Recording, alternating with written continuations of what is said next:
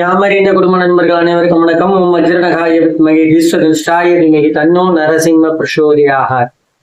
நம்ம இந்த 27 நட்சத்திரத்தோட ஒரு பலனா நம்ம பார்த்துன்னு வரோம். இப்ப அதுல நம்ம பார்க்க இருக்கிற நட்சத்திரம் வந்து பாத்தீங்கன்னா ஆயுள்ய நட்சத்திரம். இந்த ஆயுள் நட்சத்திரத்தோட ஒரு விஷயத்தை இப்போ அதனுடைய வழிபாடு அவங்களுக்கு பலம் சேர்க்கக்கூடிய ஒரு விஷயங்களை பார்க்க போறோம். ஆயுள் நட்சத்திரத்தில் பிறந்தவர்கள் தாங்கள் வாழ்க்கையில் நல்ல பலன்களை பெற நாகராஜன் மற்றும் ஆதிசேஷன் ஆகிய தெய்வங்களை வணங்குவது சிறந்தது. இந்த ஆயுள் நட்சத்திரம் கடகராசியில தான் வருது. இந்த ஆயுள் நட்சத்திரத்துல பிறந்தவங்க என்ன வழி பண்ணணும்னா நாகராஜர் இல்ல ஆதிசேஷன், இது ரெண்டுத்துல ஏதாவது ஒண்ணுல நீங்க வந்து வழிபடலாம். இதுல வந்து வழிபடும் முறைகள் அப்படின்ற மாதிரி நம்ம இதுல தொகுப்பு இது பண்ணியிருக்கோம். இந்த வழிபடும் முறை அப்படின்னு வந்து பாத்தீங்கன்னா நாக வழிபாடு, நாக தேவதைகளுக்கு பால் அபிஷேகம் செய்து வழிபடலாம். அதாவது நாக தேவதைகள் அப்படின்னு வந்து பாத்தீங்கன்னா வந்து அம்மன் கோயில்ல வந்து பாத்தீங்கன்னா பின்னாடி வச்சிருப்பாங்க. நிறைய அம்மன் கோயில் வந்து பின்னாடி இல்ல சைட்ல ஒரு கோயிலுக்கு அந்த இடத்துக்கு ஏற்ற மாதிரி புத்துக்கு பக்கத்துல இல்ல அரச மரம் அந்த மாதிரி இதுல வந்து பாத்தீங்கன்னா தனியா வச்சிருப்பாங்க. சிவபெருமானை வந்து 2 நாகம், சுந்தாமரியம், 5 தலை நாகம் இந்த மாதிரி நிறைய பிரதிஷ்டை பண்ணியிருப்பாங்க. ஸோ அந்த நாகத்தை வந்து நீங்க செவ்வாய்க்கிழமையோ இல்லை வெள்ளிக்கிழமை பண்றது ரொம்ப விசேஷம். ஸோ வெள்ளிக்கிழமை காலையில இந்த ஆயில நட்சத்திரத்துல பிறந்தவங்க அந்த நாகத்துக்கு ஒரு ஜலத்தால அபிஷேகம் பண்ணி திருப்பி பால் அபிஷேகம் பண்ணி திருப்பி ஜலத்தால அபிஷேகம் பண்ணிட்டு அந்த நாகத்துக்கு மஞ்சள் ஃபுல்லா தடவி குங்குமம் வச்சு அந்த மாதிரி வழிபடலாம். ஒரு சகப்பு கலர் வஸ்திரம் சாத்தி அந்த மாதிரி வழிபட்டுன்னு வரலாம். அது இன்னும் செம்ம விசேஷம். அது உங்களுக்கு வந்து மிகப்பெரிய பலத்தை சேர்க்கக்கூடிய ஒரு விஷயம். அது மட்டும் இல்லாமல் வந்து பாத்தீங்கன்னா நீங்க கோவில் அப்படின்னு வந்து பாத்தீங்கன்னா திருநாகேஸ்வரம் போயிட்டு நாகநாத சுவாமிய வழிபட்டு வந்தீங்கன்னா ரொம்ப விசேஷம்.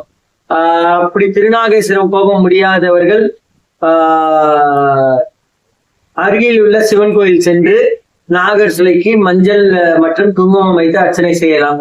அந்த அர்ச்சனை நீங்க செய்யலாம். சிவன் கோயில்ல நிறைய இடத்துல இருக்கும், நிறைய இடத்துல இருக்காது. பட் அம்பாள் கோயில்ல கண்டிப்பா சென்னையை சுத்தி பாத்தீங்கன்னா நிறைய அம்பாள் கோயில் இருக்கு. ஒவ்வொரு ஊர்ல ஒரு மாதிரி இருக்கும்.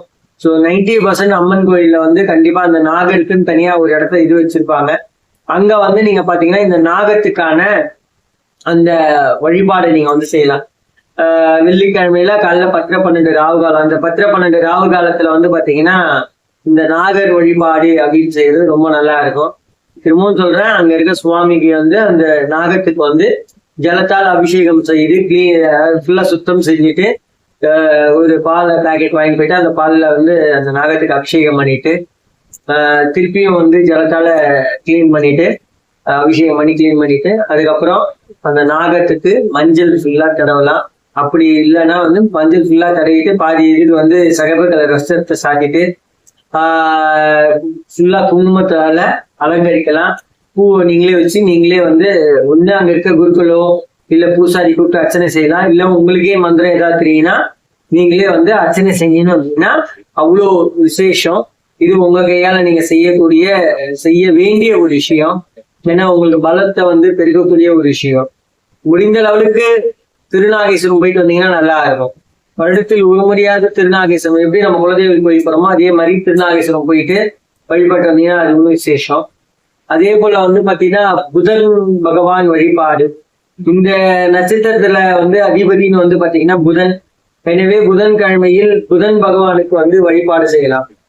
அவருக்கு பிடிச்ச அந்த பச்சை பயிர்ல வந்து ஒரு நைவேத்தியம் பண்ணி பச்சை பயிர் சுண்டல் மாதிரி பண்ணிட்டு புதன் பகவானுக்கு நைவேத்தியம் பண்ணிட்டு அது ஃபுல்லா தியானமா இருக்கும், எல்லாம் இருக்கும். அப்படி இல்லை என்னால அது அளவுக்கு இல்லைன்னா புதனுக்கு வந்து அர்ச்சனை பண்ணிடலாம். ஒவ்வொரு புதன்கிழமையும் நவகிரகத்தில் உள்ள புதன் பகவானுக்கு. இந்த மாதிரி சுச்சுவேஷன்ஸ் எனக்கு அமையல அப்படின்னா போற வழியில பெருமாள் இருந்தாருன்னா பெருமாள் கோயில போயிட்டு பெருமாளுக்கு துளசி மாலையை வாங்கி சாத்தி வழிபட்டு வந்தா அது ஒரு நல்ல பலனை கிடைக்கும். 3 ஆப்ஷன் கொடுக்குறேன். ஒண்ணு புதன் பகவானுக்கு பச்சை பயிர்ல சுண்டல் மாதிரி பண்ணி நைவேத்தியம் பண்ணிட்டு அது 4 பேர் கொடுத்தீங்கன்னா அது தானத்துக்கு தானமும் ஆச்சு, நம்மளுக்கு வந்து நம்ம நட்சத்திரத்துக்கு பலன் சேர்க்கக்கூடியதா இருக்கும். அப்படின்னா அர்ச்சனை செய்யலாம். வெச்சலை பாக்கு பழத்தை வச்சு அர்ச்சனை செஞ்சுன்னு வரலாம். அப்படியும் இல்லைன்னா மட்டும் லாஸ்ட் ஆப்ஷனா பெருமாள் கோயில் போயிட்டு பெருமாளுக்கு துளசியில மாலை ஒரு புதன்கிழமையும் பெருமாளுக்கு துளசியில மாலை வாங்கி சாத்தி வழிபட்டு வந்தீங்கன்னா உங்களுக்கு பெரிய பலம் கூடும், உங்களுக்கு தன்னம்பிக்கை பிறகும். அது மட்டும் இல்லாம உங்களுக்கு தடைப்பட்ட காரியங்கள், தொழில் முன்னேற்றங்கள், எல்லா விதமான காரியங்களும் கைகூடி வரும். நம்பிக்கையுடன் செய்து கொண்டு வாருங்கள், நல்லதே நடக்கும். நன்றி, வணக்கம். மற்றும் ஒரு நற்பதிவில் சந்திப்போம். தயவு செஞ்சு நிறைய பேர் வியூஸ் கம்மியா போகுது, நிறைய பேர் பார்க்க மாட்டேன்றீங்க. டெய்லி நைட்ல 12 மணிக்கு ஒரு நட்சத்திரத்துக்கும் ஒரு நாள் வீடியோ ரிலீஸ் ஆகுது. ஸோ முடிந்த வரைக்கும் அந்த நோட்டிபிகேஷன் பெல் ஐக்கான் இருக்கும், அதை கிளிக் பண்ணீங்கன்னா தான் உங்களுக்கு அந்த நோட்டிபிகேஷன் வரும். ஸோ தவறாமல் பார்த்து கொண்டு வாருங்கள், கண்டிப்பா நல்லதே நடக்கும். சப்போர்ட்டும் பண்ணுங்க. நன்றி, வணக்கம்.